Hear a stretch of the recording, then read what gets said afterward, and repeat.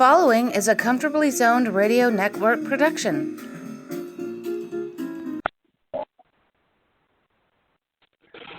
Hello, everyone. Welcome to Comfortably Zoned Radio Network. I'm Rob Denninger, and I'm here with Jack DeBraw. And as always, we're talking Yankees baseball. How you doing, Jack? Good. How are you, Robert? I'm doing good. Yankees won another one today. The last 2 days. Yeah. After that first game, I thought the Yankees might, be in trouble against Boston, but they ended up clobbering the last two games of the series and won the series 2-3. Yeah, they've had a little hiccup, losing 5 out of 6. The bullpen fell apart a couple games, but they rightened the ship and they scored 27 runs in 2 games. So yeah, it all looks good. The Red Sox have lost 10 series in a row. Wow. Playing teams in one division.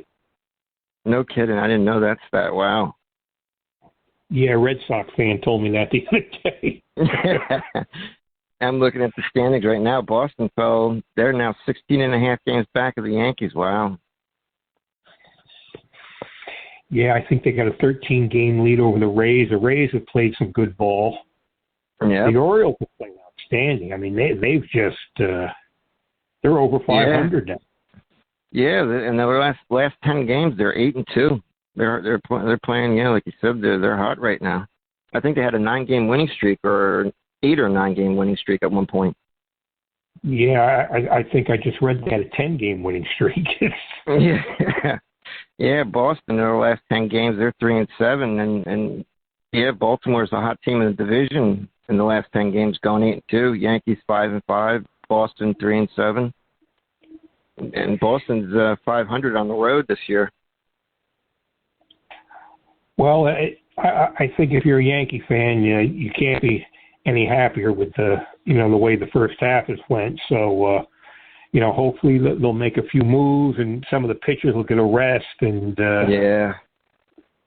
but it's a long grind. Yeah, one of the guys that's really been stepping up lately is Matt Carpenter. I mean, yesterday he had 7 RBIs, 2 home runs. Today he drove in a run in the first, and then he had a 2-run double later in the game. He's just been knocking the cover off the ball. I think his average is .354. He's got 13 homers, 34 RBIs, and he's done all that in 31 games in just 79 at-bats.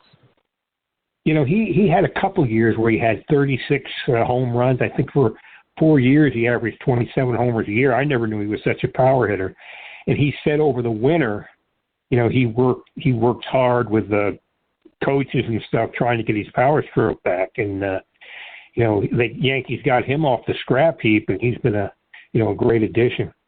Yeah, I guess the Athletic put out an article about how he completely transformed his swing this past off season, and I haven't read it, but apparently whatever he did is paying dividends because he's doing really well. I mean, he's someone now that you really can't take out of the lineup. No, I mean, you look, he's got like a classic, home run stroke, and being in Yankee Stadium with the short porch, he's really been an outstanding player for the first half of the season. Yeah, it's like in his first at bat. I mean, it was a grounder, but it knocked in a run, and I was just thinking the difference between someone like him and Gallo is like if you just put the ball in play, if we're able to put the ball in play, things can happen. And that's one of the reasons why I think Gallo, he's a good defender, but you can't give him at bats when a guy like Carpenter is playing as well as he is. No, I think Gallo's not going to be in the plans much longer, and I think the Yankees at the trade deadline he'll go for another outfielder, and get maybe a pitcher. Just to give some of the starters and even the relievers they need a little break because they've thrown a lot of innings. Yeah, Boone in his press conference today said there could be a big trade that's going to happen or it could just be a small trade. He's like, but we're planning on either one happening. And I don't know if that's just him trying to stoke the fire, but you wonder what could happen, by the trade deadline. And two of the people I think could see moved is Esteban Florial and Miguel Andujar. Andujar did request a trade earlier in the year.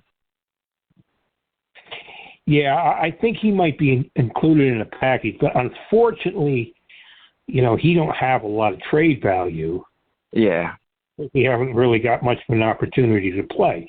But I think a lot, maybe a team like the Reds or the Pirates or Oakland, they'd love to get a guy like that because he can hit. And I'm talking about Florial too, Esteban Florial. They might be able to bring somebody because a lot of these teams are trying to unload players because they're going nowhere. But you're right, the Yankees, they really could use another arm, to eat up some innings. We got Domingo Germán, who should be back after the All-Star break, but and with Severino going out, we could use another pitcher to eat up some innings and help out Nestor Cortez every now and then. Yeah, we mentioned this. We've been talking about this for months. I'm not really surprised, Sevy broke down. Yeah. He really hasn't had the innings for like 3 years, and there really hasn't been much of the regular spring training for almost 3 years. Yeah. So, if he misses a month or so, it might be a blessing in disguise because I think Cortez might need a phantom DH thing too. Some of these guys you might see, they have, they'll be on the DL for 10 days with a tired arm or something because, there's a couple of starters need a rest. I think even the bullpen, the bullpen has been taxed all year, especially early in the year. And Severino, I know the Yankees are shutting him down for 2 weeks. It's just a strained lat? Yeah, I think it's, what they call it grade 1. It's not really that severe. Okay, so anytime you hear Severino's name mentioned along with an injury, it's worrisome. Yeah, I think we've talked about it. I think eventually, maybe later in his career, you might see him in the bullpen as a closer. Yeah. Well, I think I even mentioned maybe it'd be best if they would have brought him back this year out of the pen. But he has been great as a starter this year. It's just the innings. He hasn't pitched many innings the last 2 years, 2+ years. Yeah, I'm surprised he's done as well as he has. He's got. I looked the other day at 16 starts and he's pitched, roughly.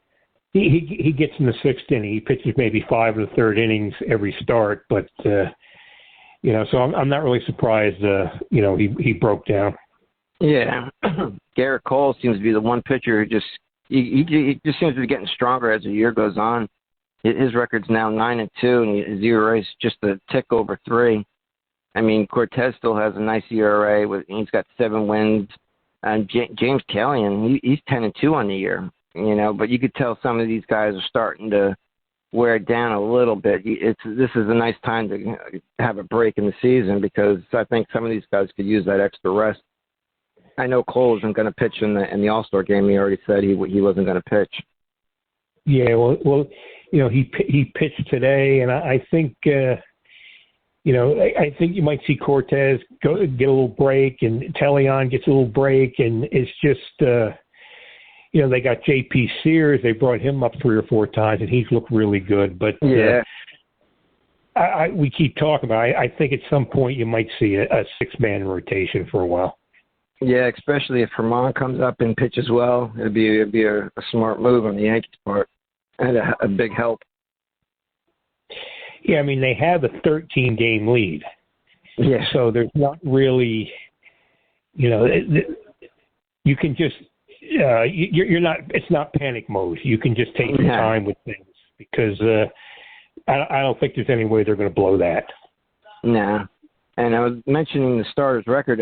Jordan Montgomery's only 3-2 on the year, but his ERA is only 3.26. He's only walked 19 batters in 102 innings this year. He's actually having a really good year. He just hasn't gotten just a lot of no decisions. Yeah, it happened to him last year too. It's getting to the old thing, with the baseball stat. The starting pitchers really don't get a lot of wins anymore. No.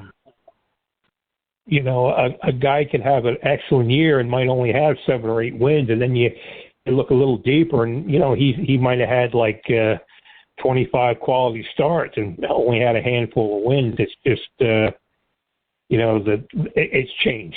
It's changed. He's always up there among the league leaders in swing and misses, and he gets a lot of swing and misses on his pitches. But he also has a lengthy repertoire. I mean, he's got like 5 or 6 pitches he throws. Yeah, I mean, he's really he really looks good, and he changes speeds, and he can locate, and he just if you just look at the stats, it might not be that impressive, but if you watch him a lot, you see how really what a really good pitcher he is. Yeah. And it's great that he's a homegrown talent too. It's kind of like having he's not an Andy Pettit, but he's certainly been a quality pitcher since he's come up. Yeah, I remember watching him down here with the Tampa Yankees. Oh, really? And Robert, he when he pitched down here, he looked like he was 12 years old or something. Okay, well, he's got that baby face. Yeah, I don't even think he can grow a beard. Yeah, and I mean it's comical. Of course, I'm old, but you see a lot of these kids up close, and it's like they look. You want to buy them an ice cream or something because they're so baby faced. Yeah, and another homegrown talent, Aaron Judge. I mean, he's got 33 home runs and 70 RBIs in the first half of the season. And I saw a stat. He had tied Roger Maris with 31 home runs before the All-Star break, and he hit 2 yesterday to give him 33. So technically, he has more home runs than any Yankee before an All-Star break in the club's history. But I think we were talking off air. The All-Star games are getting later and later in the season. Yeah, I remember growing up. I mean, it used to be a really big deal. And it was like the Midsummer Classic. Of course, they started the season later, like April 8th, April 10th. And it was usually around 81, 82 games, right in the middle of the season. Now, it's like over the last decade or last 15 years, it's gotten 84 games, 88 games. Now it's like 92 games. Yeah. Yeah, there's only 70 games left in the season, right? In the second half? Yeah. And it used to be a great thing. I mean, the National League dominated for a long time, but the All-Star game was a big deal. I mean, most leagues really wanted to win it. Yeah, I mean, one of the most classic highlights is Pete Rose, mowing down the catcher in Detroit in that All-Star game back in the 70s. Yeah, that was Ray Fosse, and Fosse never had the career he could have had after that. Yeah. And the interesting thing, Robert, is Pete Rose and Ray Fosse went out to dinner the night before. No kidding. That was how Pete Rose played the game. I mean, Charlie Hustle. I mean, he played that game. He played the game hard. Yeah, and it's just unfortunate, none of the rules protected the catchers. It was only recently, they'd be waiting for the ball, and a runner could come in and just destroy them. Yeah, and that was the case with Fosse. And I remember I went to a doubleheader when Fosse was the catcher with Cleveland. That's the game. Hamilton had the Folly floater to Tony Horton. Mercer hit the 4 home runs. But Ray Fosse got hit with a cherry bomb from the upper deck. No kidding. Holy cow. Yeah, and like 2 weeks later, Pete Rose, knocked him down, destroyed the home plate. So it was a prelude of things to come. Yeah, wow. How about that? Holy cow. Yeah. But getting back, I mean, Judge, he's if he has the same kind of second half of the season as he did in the first, I mean, he's going to finish with one hell of a stat line.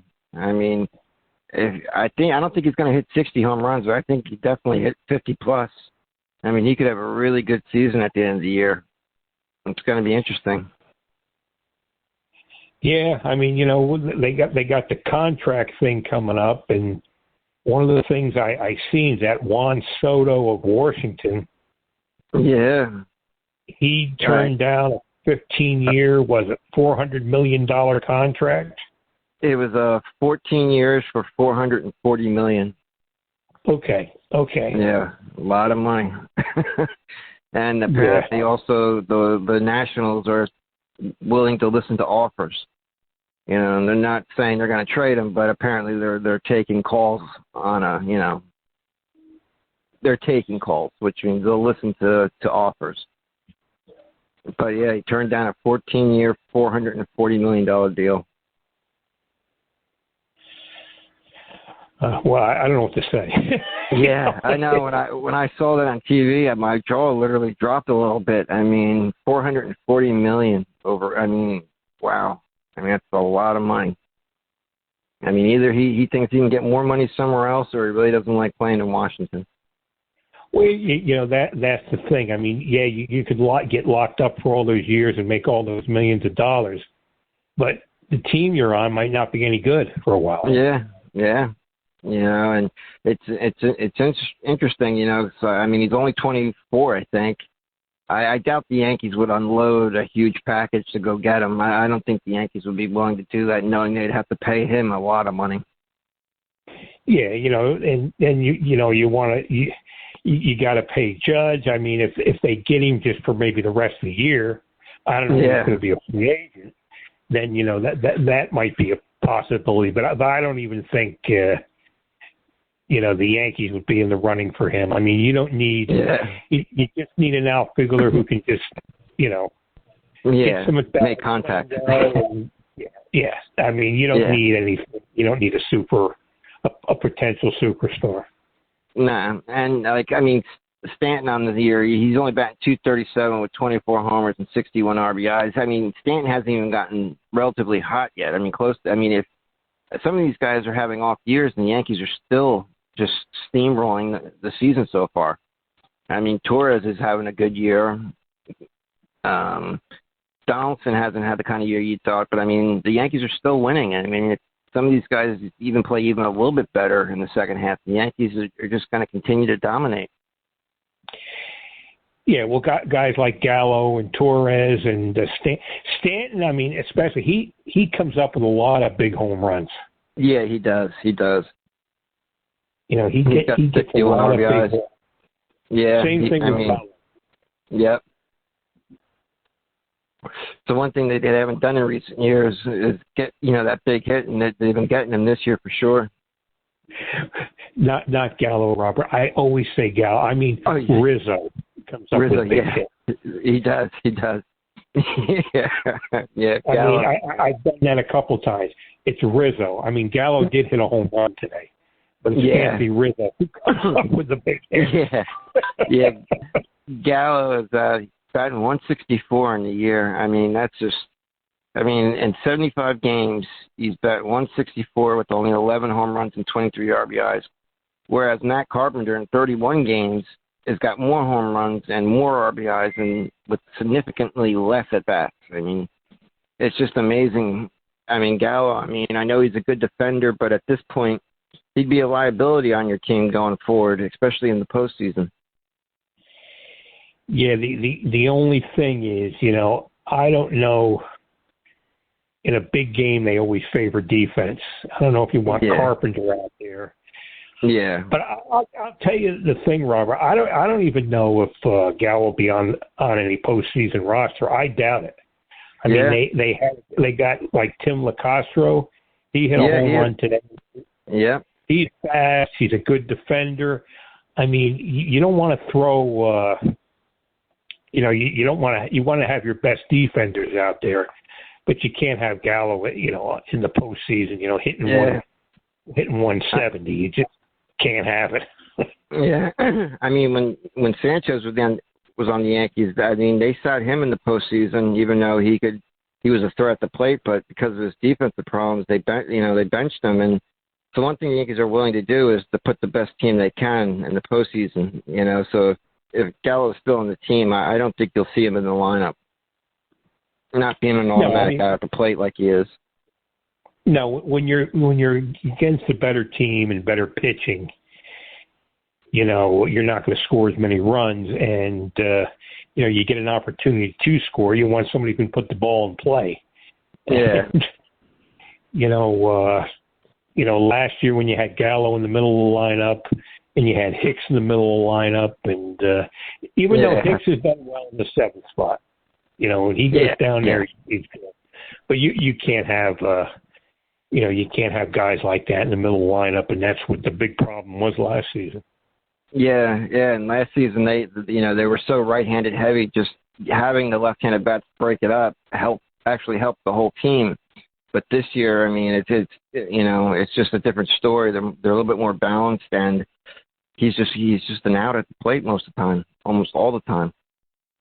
Yeah, I mean, Trevino really played well as a catcher. Connor Falefa, he's really been a big asset.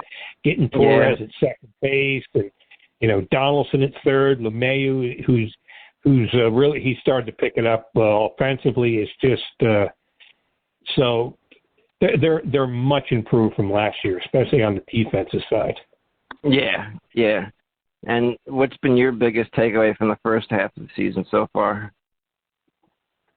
Well, I've just been surprised how well they played. I mean, I'd have been happy at this point with you had 52, 54 wins.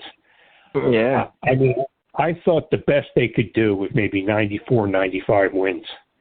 Yeah. And, you didn't know how Trevino was going to play, how Connor Falefa was going to play, you didn't know how Donaldson, you don't know if Hicks could come back, Torres at second, Rizzo, and they've all come through. They've gotten a lot of big hits, and, they've really been a big surprise over the first half. I don't think anybody could, expect this. Yeah, I mean, Trevino, he made the All-Star team. I think the Yankees got four or six players going to the All-Star game, something like that, and Trevino's one of them. Yeah, he's really been a pleasant surprise, and they have two of the best defensive catchers in baseball with him and Higashioda. So that just improves your team a lot already. The bullpen's been outstanding. Sevy's been good. The starting pitcher has been a lot better than I thought they were going to be. I figured the bullpen would be good, and you don't hear fire Aaron Boone every other day now. So. No. Yeah, you heard that a lot last year. Yeah. But I mean, the negative side of me I thought we were only going to win maybe like 85 games this year. I was worried about the starting pitching. I was worried about some of the other guys in the lineup, but they just been playing well. I mean, they've been getting a big hit, like you said. I mean, starting pitching and the bullpen have been great. I mean, some of the guys look tired, but that was expected. I mean, they've been playing a lot better than I thought, and they would. And if they continue doing what they've been doing, I mean, there's no reason to think they won't run away with the division in the second half. Yeah, I don't see. I mean, if they play 500 ball, they'll do a lot better than that. I mean, if they say they win 38 games, for them to lose, I mean, say the Rays are going to go like 54-16. Yeah. So, it's. I mean, the Yankees got six. Oh, I'm sorry. Go ahead, Robert. No, that's all right. Oh, no, I was going to say the Yankees got, they have 64 wins. I think the only other team in baseball who have even 60 wins is the Dodgers, who are 60-30. But other than that, they're the only two teams with 60 or more wins on the season so far. Well, another worthless stat. Over the last 10 years, the Dodgers have the most wins in baseball, and the Yankees are second. And over the last 20 years, the Yankees are first. Really? Yeah. That's like growing up in the 80s, the Yankees always had a good offense. The pitching always, held them back, and the Yankees finished the 80s with the most runs scored, but they only had one World Series appearance, I think, and that was against, the Dodgers in the early in 81? Yeah. Well, of course, they had 76, 77, 78. Yeah. Well, you're talking about the 80s. 80, 81, Yeah, they lost to the Dodgers 4-2. In '80, they had the big year. They won 103 games, and then Brett hit the Royals swept them in the playoffs. Brett had the big homer off the goose, and George apologized to the city of New York. And George, he was passionate. Yeah, and then they had Dick Hauser, and he George told Hauser to fire his coaching staff, and Dick wouldn't do it, and that's when it started to change after that. Yeah, wow. Well, I'm the second half. If Domingo Germán can even pitch close to what he's capable of, I mean, I think he'll be a huge asset in the second half because, I mean, he's a kid that won 18 games a few years ago. And even, I think, last year, he almost threw a no-hitter against Boston, so that he could pitch. If he can get even close back to what he was, he'd be a nice addition in the second half. Well, I think, Robert, we might see him on Thursday in one of the games against the Astros because he pitched, I believe, Friday night. And he pitched at 6 innings and gave up 1 hit and 1 strikeout. So it'll be his turn in the rotation. You might see Germán back on Thursday. That's good. And we got Loizaga back. I think he just needs to, he needs to get his confidence back because we know he has the stuff. I just think the thing that's wrong with him right now is his confidence. But he's another piece that I think is going to help the bullpen in the second half too, if he's healthy. Yeah, they got him on the mound, I believe, last night. He pitched an inning, and hopefully they can get Chapman straightened out. Yeah. Yeah, I know Holmes looked a little shaky in the last couple outings, but I think with that sinker, he's still going to be a great gun in the second half. Yeah, I mean, the earned run average was like, .29 for a long time, .50. Yeah. It was just like ridiculous. It was disappointing that, he blew up on Tuesday after Cole pitched a great game, but it happens. I mean, it happens. Yeah, it's baseball. You go out there enough times, you're just going to have one of those games and one of those weeks sometimes. Yeah, and I mean, over the course of the season, he's been fantastic. Yeah, and like Thursday we got that doubleheader split doubleheader with Houston, and we go to Baltimore for 3. Then we go to Citi Field for 2 games. We get the 2-game series with the Mets, and then the Yankees come home to face the Royals for 4, and then we got the Mariners coming in for 3, and then we go on the road to St. Louis. Yeah, the Mariners have played some outstanding ball. And as the Orioles.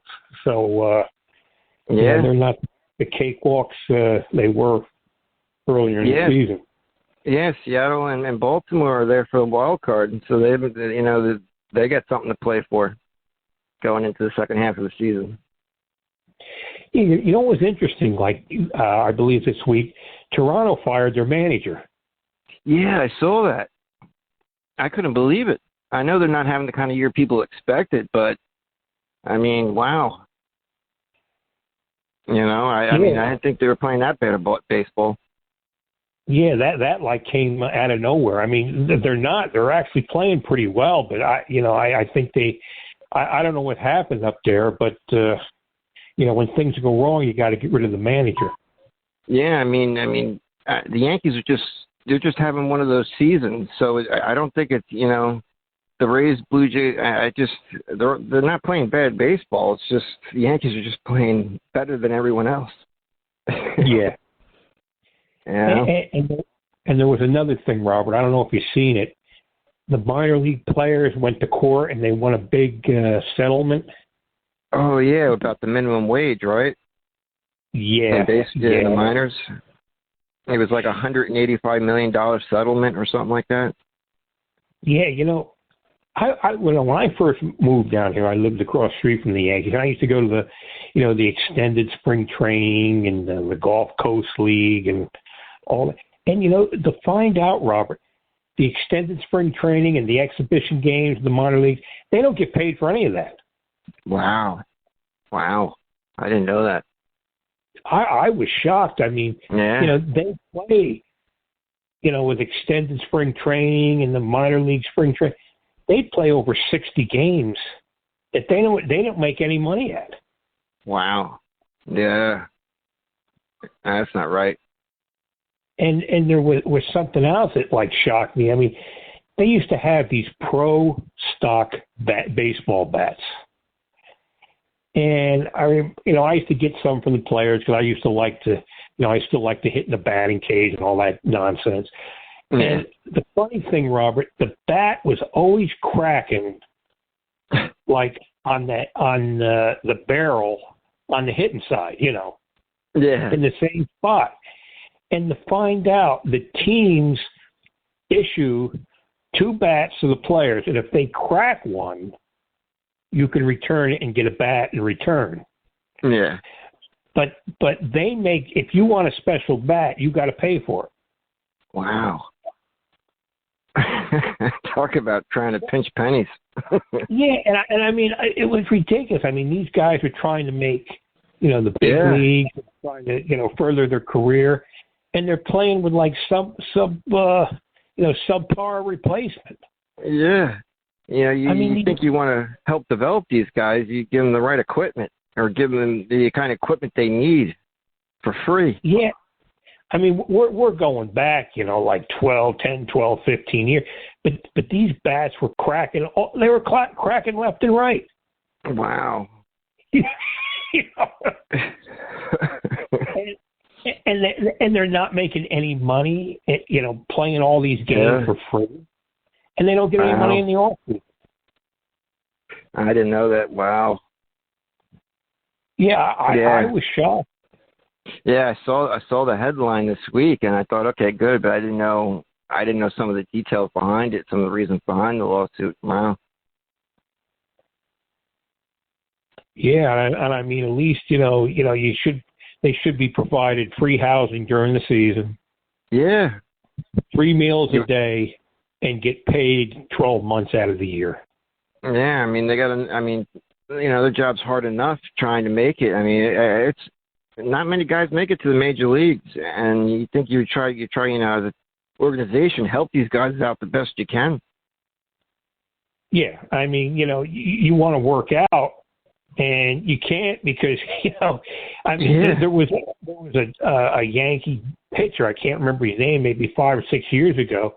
He was driving for Uber during spring training. Wow. Wow. Unbelievable. So I'm glad they got it then. I'm glad they got some settlement. I mean, baseball has a lot of money. I'm glad they got 185, but they probably could have gotten more or should have gotten more. Yeah, I mean, I don't know all the details yet. And, I didn't read the article that close, but just getting away from baseball. I mean, the old ABA basketball players. There's 140 of them left. They finally got.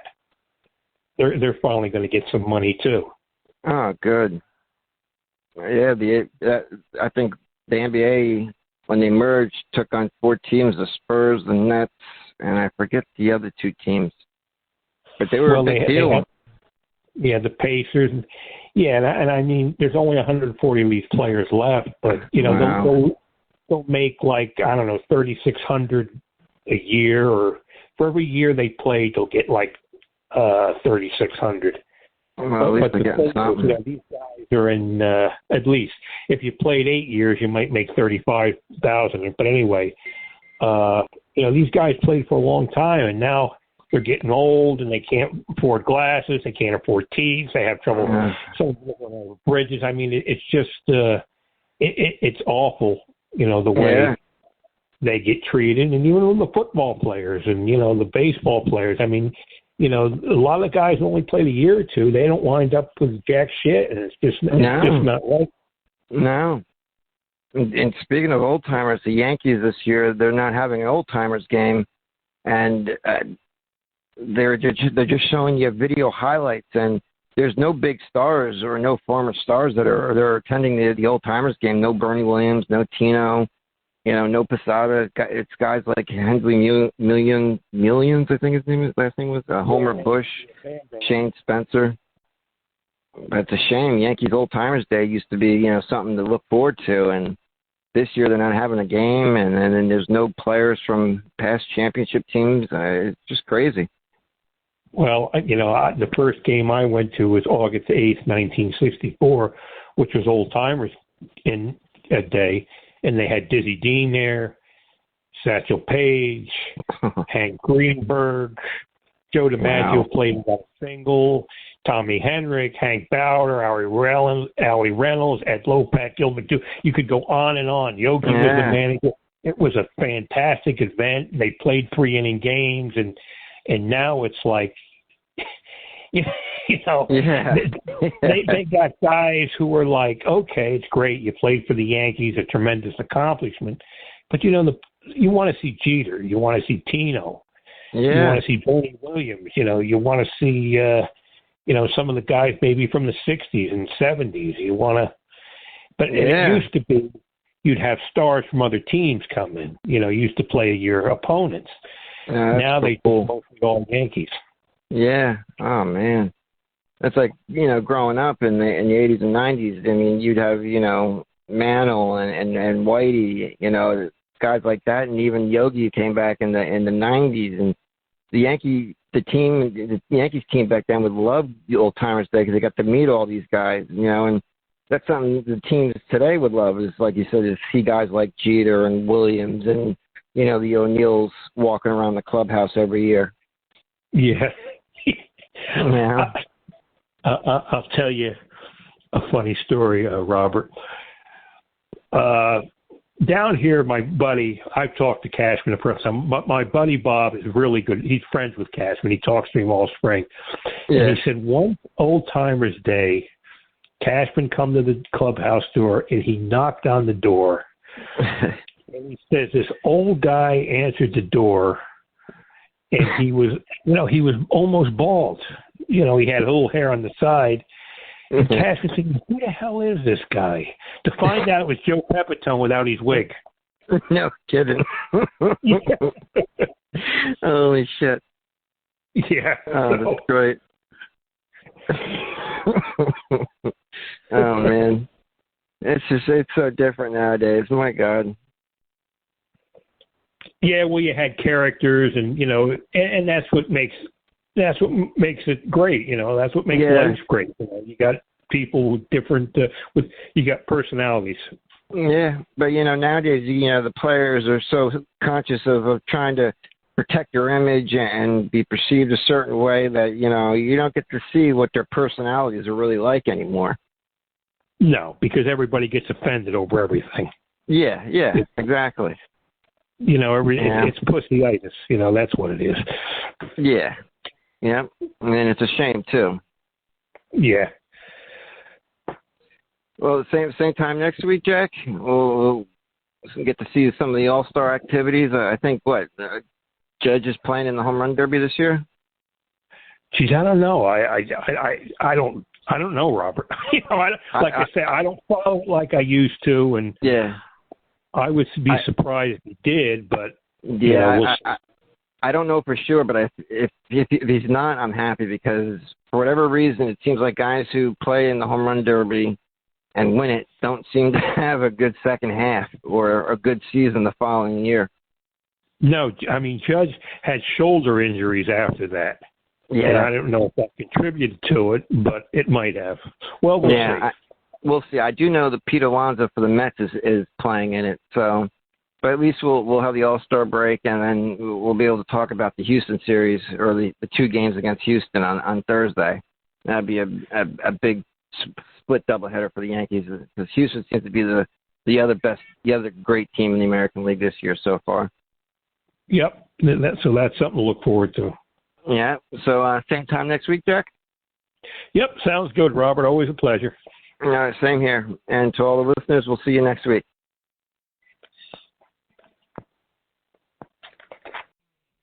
The proceeding has been a Comfortably Zoned network production. You are advised to keep your dreams wet, your humor dry, your children and grandchildren out of military recruiting offices and off the laps of clerics who wear dresses. Thank you for listening, everyone. Happy trails.